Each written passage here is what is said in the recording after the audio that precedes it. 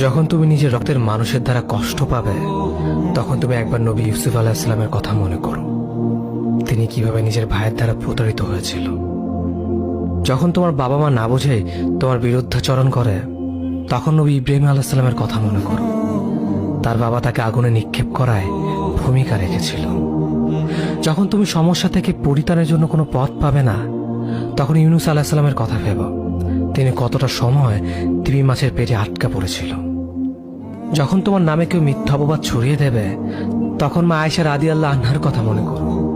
তার নামে পুরো শহর জুড়ে কুৎসা রচনা করা হয়েছিল। যখন তুমি অসুস্থ ব্যথার যন্ত্রণায় কাতরাতে থাকো, তখন নবী আইয়ুব আলাইহিস সালামের কথা ভেবো। তিনি ভয়ঙ্কর এক ভাইরাসজনিত রোগে আক্রান্ত হয়ে তোমার থেকে বেশি কষ্ট পেয়েছিল।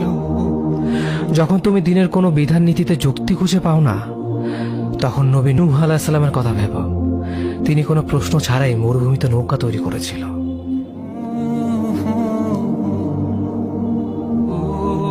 যখন তুমি আত্মীয়স্বজন, পরিবার, বন্ধু বান্ধবের কাছে হাসির পাত্রে পরিণত হও, তখন তুমি শেষ নবী হযরত মুহাম্মদ সাল্লাল্লাহু আলাইহি ওয়াসাল্লামের কথা ভেবো। রাসূল সাল্লাল্লাহু আলাইহি ওয়াসাল্লাম বলেছিলেন, সবচেয়ে বড় পরীক্ষা দিয়ে সবথেকে বড় পুরস্কার আসে। যখন আল্লাহ কাউকে ভালোবাসেন, তখন তাকে পরীক্ষা করেন, এবং যে এই পরীক্ষাগুলো মেনে নেয়, সে আল্লাহর সন্তুষ্টি অর্জন করে। আর যে অভিযোগ করে, সে তার ক্রোধের পাত্র হয়। হে আল্লাহ, তোমার কথা মনে করা, তোমার প্রতি কৃতজ্ঞ হওয়ার এবং তোমার ইবাদত করার তৌফিক আমাদের দান করো। আমিন। যেভাবে তুমি সন্তুষ্ট হও, সেভাবেই আমাদের পরিচালিত করো।